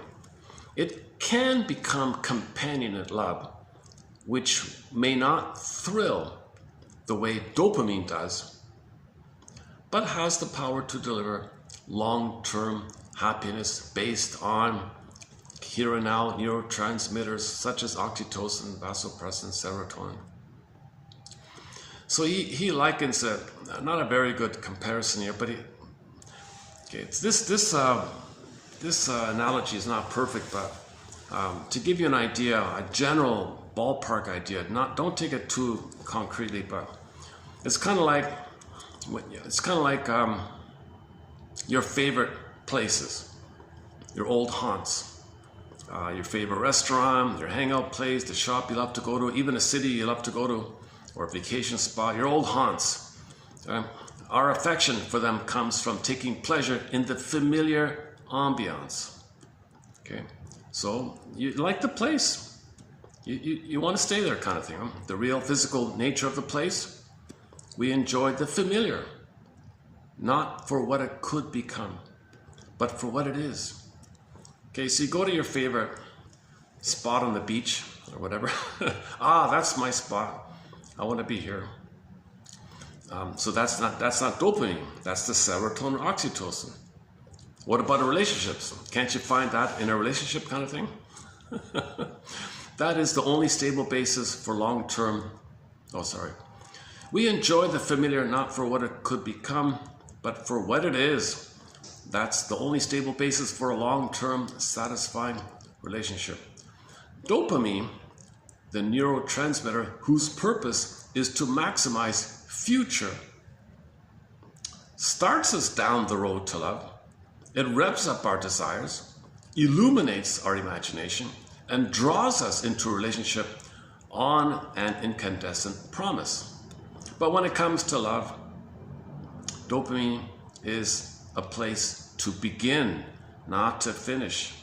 It can never be satisfied. Dopamine can only say more. The name of the book, Molecule of More. For example, they talked about, I don't want to mention his name, some billionaire type or something, has this a very hedonic lifestyle, whatever, goes to. So he's some kind of addict of some kind. In an interview with somebody on a famous TV show, this very wealthy individual, this billionaire type, he spoke openly on TV, on this TV show, of his addiction. Oh yeah, I go to these luxurious places. You think we're enjoying something? You think we're partying? You think we're having fun? We're just trying to relieve the pain we feel. People have this mistaken notion that we're so excited and so happy. What we're doing is we're just getting relief from our depression. So I'm thinking maybe it's kind of like the cigarette one. Maybe it's a little bit like the cigarette one. Next one here. Some people say nicotine makes them feel more relaxed or more alert. But really, the main thing it does is relieve cravings for itself. No, that's different. Yeah, you can't compare that, right? So the hedonic lifestyle, it's the manic to get away from the underlying depression, the emptiness, the void of not being loved. Manic. So people who live this kind of partying lifestyle, there's no enjoyment. It's running away from the pain, escape from the pain. Look for the chemistry to remind you of the time in the uterus. Blip up those chemistry to push back the pain. Blip up the past. See, you're just in pain management. You're just trying to keep the pain at bay. So this partying lifestyle, we said, keep the pain at bay. It's tranquilizing, numbing the pain, put the pain back. So these activities, the promiscuity and the substances and whatever they're doing, it's just to trigger the time when you were one with your mother, and get those fantasies, and from those fantasies you get the chemistry which pushes back the pain. So they're not enjoying it. There's no companionship. It's just this escaping. It's just pushing back the pain thing. Okay, so now this is different here. Okay, let's not compare it here. Okay, so let's on a different topic here. Janoff calls cigarettes tranquilizers. A little bit similar, but not exactly. Some people say nicotine makes them feel more relaxed or more alert. But really, the main thing it does is relieve cravings for itself. Cravings for itself. What a circle. What a circle. The only point of smoking cigarettes is to get addicted so one can experience the pleasure of relieving the unpleasant feeling of craving. Like a man who carries around a rock all day because it feels so good when he puts it down. So you got this pain, you're carrying this constant pain. So you smoke to feel like it's as if for a moment you put down the rock, but you're carrying the rock, but for a moment you put down the rock, but you carry the rock. Oh boy. Okay, next one here. For more on the smoking, it wasn't unexpectedly. I've come across several quotes on smoking and alcoholism. So they're kind of sprinkled throughout the collection. It's not really a theme or a chapter like that.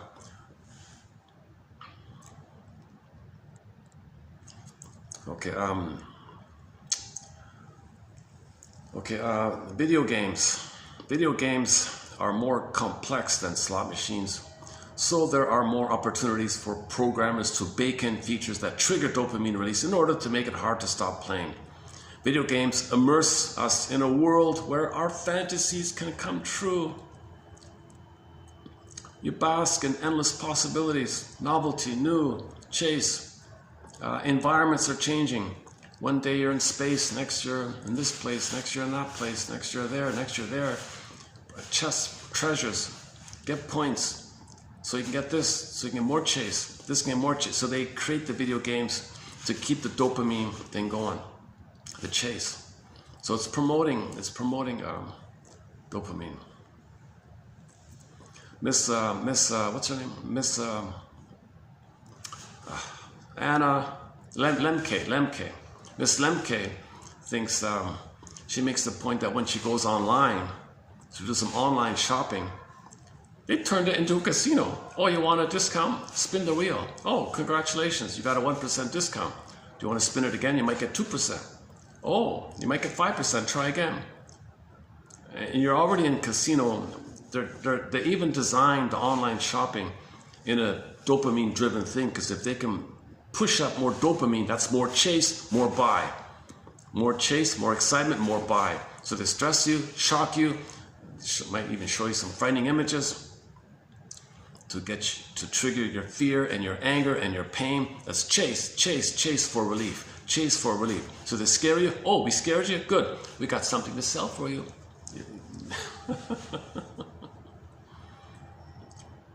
Okay, last one here.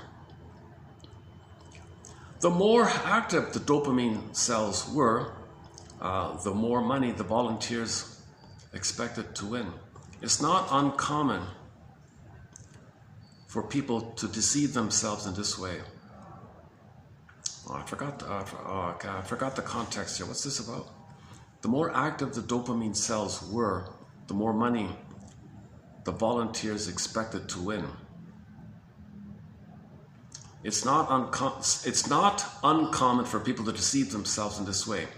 There are few things we encounter in daily life that are more unlikely than winning the lottery. 1 in 14 million or something chance, right? A person's more likely to have identical quadruplets. What are the chances of getting twins, number one? What about identical twins?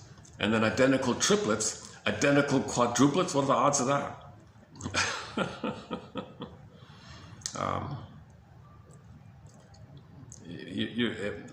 You're more likely to be hit by lightning than win the jackpot in the lottery. Yet millions and millions of people buy these tickets. Rationalization? Can't win if you don't play. Someone's got to win. Sounds convincing, right? A more sophisticated dopamine enthusiast expressed his devotion to the lottery in this way. Hey, come on, man. It's hope for only $1. For $1, I get the hope. The hope is dope. So the hope is the fantasy that you'll win all the stuff. Then you can do everything you want. That means you can buy as many symbols as mother as you want and get all the fantasies you want. Just for $1. For $1, I get the fantasy. Someone's got to win. So the rationalization is, well, someone's got to win, right? But a reality check here, you're more likely, it's easier to have to identical quadruplets than to win.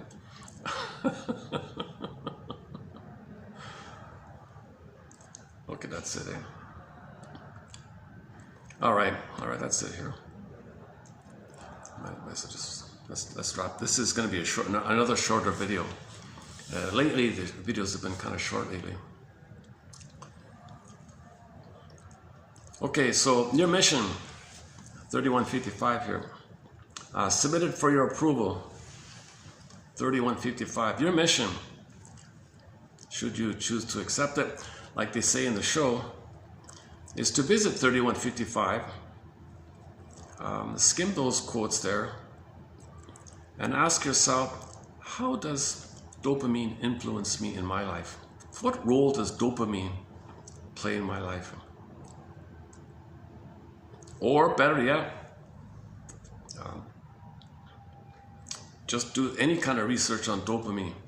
So your mission is to do some research. What happened to the song? On dopamine. Oh, here it is. Submitted for your approval.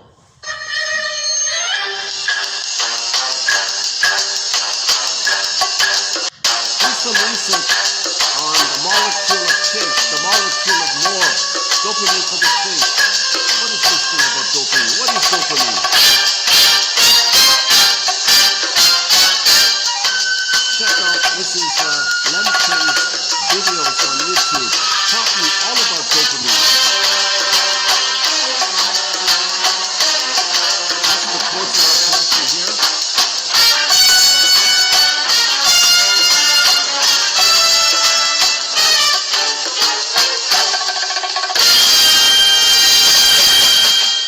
Submitted for your consideration. As Rod Serling says, there's now a statue of Rod Serling. Good news, right? Twilight Zone. We have talked a lot about the Twilight Zone lately. Okay, I guess that's it, eh? Any final thoughts here? Let's see. Oh, should we play it? Should we run? Okay, why don't we get a clean readout? Let's do the readout one more time. Unfortunately, they only have the one generic voice. So this is the... Okay, here we go.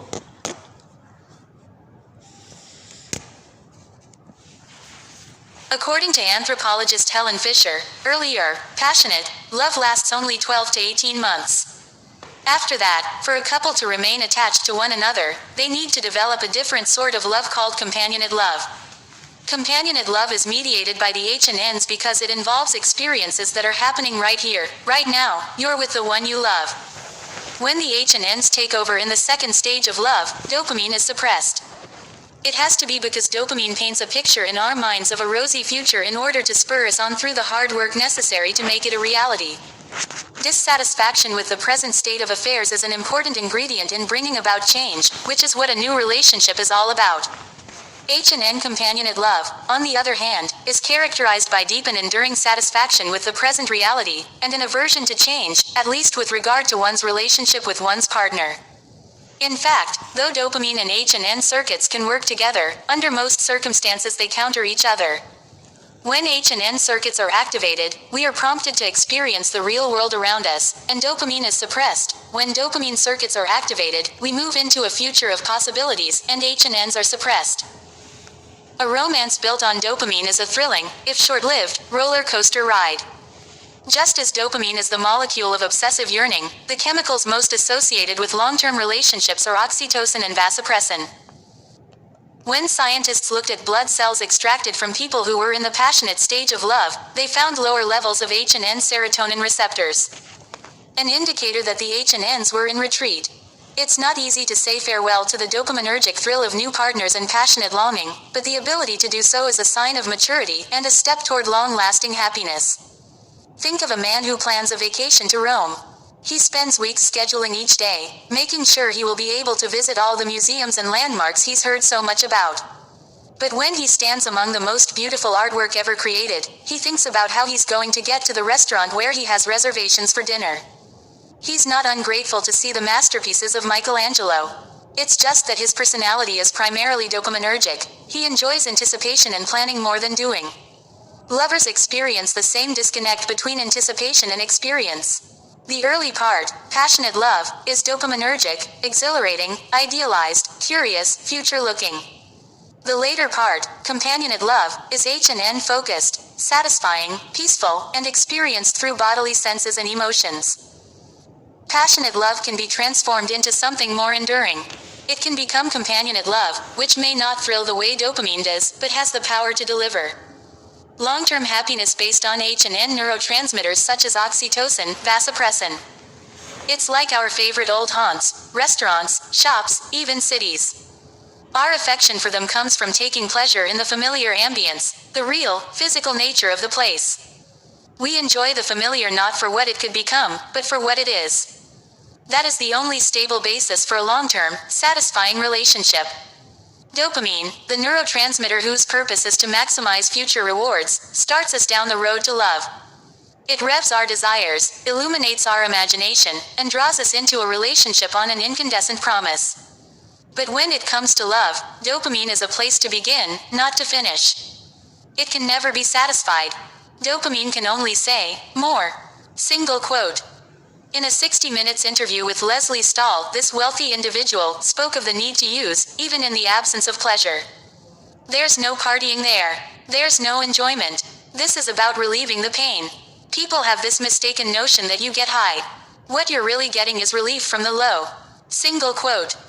Some people say nicotine makes them feel more relaxed or more alert, but really, the main thing it does is relieve cravings for itself. It's the perfect circle. The only point of smoking cigarettes is to get addicted so one can experience the pleasure of relieving the unpleasant feeling of craving, like a man who carries around a rock all day because it feels so good when he puts it down. The more active the dopamine cells were, the more money the volunteers expected to win. It's not uncommon for people to deceive themselves in this way. There are few things we encounter in daily life that are more unlikely than winning the lottery. A person is more likely to have identical quadruplets, or be killed by a vending machine tipping over. It's over 100 times more likely that a person will be struck by lightning than win the lottery. Yet millions of people buy tickets. Someone has to win, they say. A more sophisticated dopamine enthusiast expressed his devotion to the lottery in this way: it's hope for $1. Single quote. Video games are more complex than slot machines, so there are more opportunities for programmers to bake in features that trigger dopamine release in order to make it hard to stop playing. Video games immerse us in a world where our fantasies can come true, where reality-shunning dopamine can bask in endless possibilities. We can explore environments that constantly change. D. Lieberman and M. Long TQ 3155.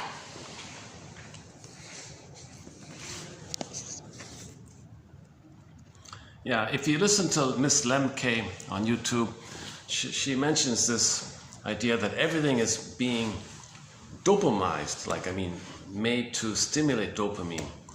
Everything is kind of like flashing and get you excited so you can buy more, like that.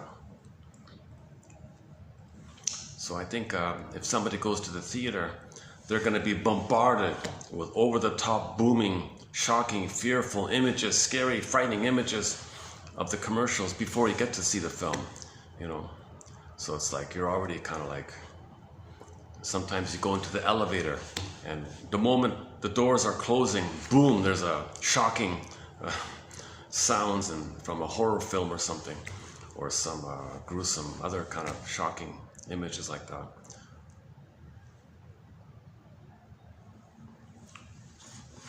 So what's the theory? To put people more in chase mode. They're not enjoying anything. So if they're not enjoying anything, they're going to chase. So if everybody's in chase mode, well, then you could come in, I've got something you can chase for. Give me your money, you can chase for this.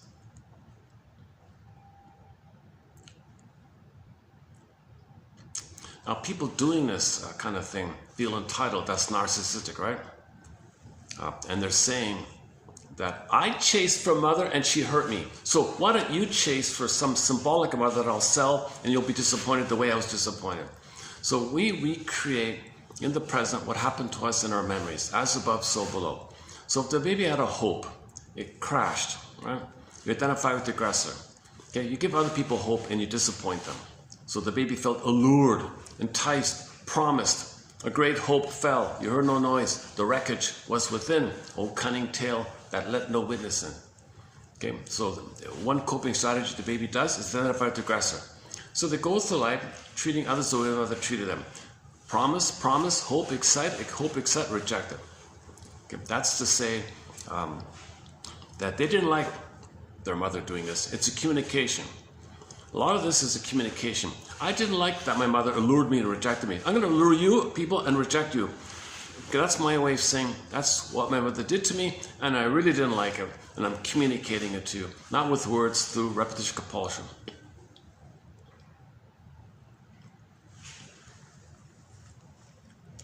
Okay, I guess I'll wrap it up here.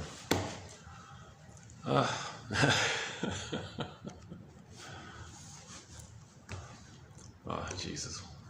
Okay, okay, let's pick a song and wrap it up. When the song ends, I'll just hit the stop button. Let's pick a song for... Yeah, okay, let's pick a song, and when the song ends, I'll see you in the next video. Mon the Shepherd. I haven't played that one in a while. Oh, April Wine. Let's play like a winding down kind of song, like a more mellower kind of song.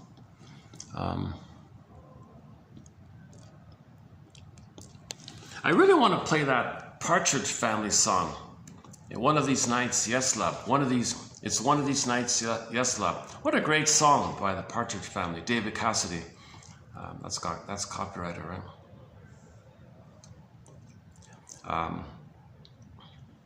Yeah, I don't want to play that song by the heavy metal song, The Chase is Better Than the Catch. I was thinking about playing it yesterday, but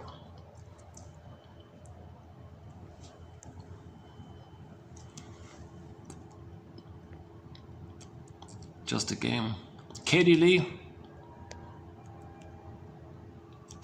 lay it on the line. Love leads to madness. Lunac.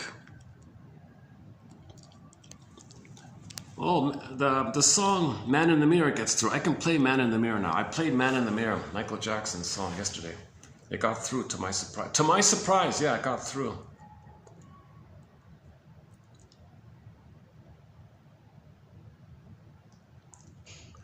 Actually, this Partridge Family song does get through. There's one Partridge Family song that does get through. Is it this one? Love is all I ever needed. Yeah, I think this is the one that gets through. Should we play that one?